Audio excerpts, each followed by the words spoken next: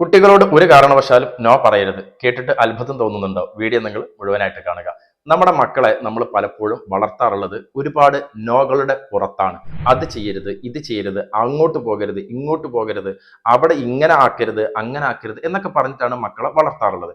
നമ്മുടെ ബ്രെയിനിന്റെ ഒരു പ്രത്യേകത എന്താണെന്ന് വെച്ചാൽ, അരുത് എന്ന് പറയുന്ന വാക്കിനെ കൂടുതലായിട്ട് ചെയ്യാനായിട്ട് പ്രേരണ തരുന്നത് പോലെയാണ് ബ്രെയിൻ റിസീവ് ചെയ്യുക. നമ്മുടെ ബ്രെയിനിന്റെ ഒരു മെക്കാനിസം അങ്ങനെയാണ്. ശരിക്കും പറഞ്ഞാൽ നോ എന്ന വേർഡിനെ ശരിക്കും മനസ്സിലാക്കാനുള്ള കഴിവ് ബ്രെയിനിന് ഇല്ല എന്ന് തന്നെ പറയാം. ഞാൻ നിങ്ങളോട് ചുവന്ന റോസാപ്പൂവ് ഒരു കാരണവശാലും ഓർക്കരുത് എന്ന് പറയാം. അതേപോലെ ആവി പറക്കുന്ന ചൂടുള്ള ബിരിയാണി ഒരു കാരണവശാലും ഓർക്കരുത്. ഇത് രണ്ടും പലരുടെയും മനസ്സിലൂടെ കടന്നു പോയിട്ടുണ്ടാവും. അരുതെന്ന് പറയുന്നതിനെ ചെയ്യാനാണ് നമ്മുടെ ബ്രെയിൻ നമ്മളോട് പറഞ്ഞുകൊണ്ടിരിക്കുക. നമ്മുടെ കുട്ടി സോഫയിൽ ഇരുന്ന് ഭക്ഷണം കഴിച്ചുകൊണ്ടിരിക്കുകയാണെങ്കിൽ ആ കുട്ടിയോട് സോഫയിൽ ഇരുന്ന് ഭക്ഷണം കഴിക്കരുത് എന്ന് പറഞ്ഞിട്ട് കാര്യമില്ല. നാളെയും അതുപോലെ തന്നെ ചെയ്യും. അതിന് പകരം വേണ്ടത് ഭക്ഷണം കഴിക്കേണ്ടത് ഡൈനിങ് ടേബിൾ ആണ് എന്ന് പറഞ്ഞു കൊടുക്കുക. അതായത് നമ്മുടെ ബ്രെയിനിന് വേണ്ടത് അരുത് എന്ന വാക്കുകളല്ല, അതിനു വേണ്ടത് സൊല്യൂഷനുകളാണ്.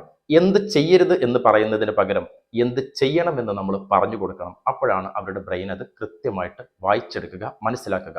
അവർക്ക് ഒരുപാട് ചോയ്സുകൾ കൊടുക്കുക. ആ ചോയ്സിൽ നിന്നും അവരെ തിരഞ്ഞെടുക്കാൻ പ്രേരിപ്പിക്കുക. നമ്മുടെ മക്കളെ ആയാലും നമ്മുടെ കൂടെയുള്ള മറ്റാരെയായാലും നമ്മൾ ഗൈഡ് ചെയ്യേണ്ട ഒരു രീതി ഇങ്ങനെയാണ്. ബ്രെയിനിന്റെ മെക്കാനിസം മനസ്സിലാക്കിക്കൊണ്ട് നമ്മൾ നന്നായിട്ട് പെരുമാറിക്കൊണ്ടിരിക്കുക.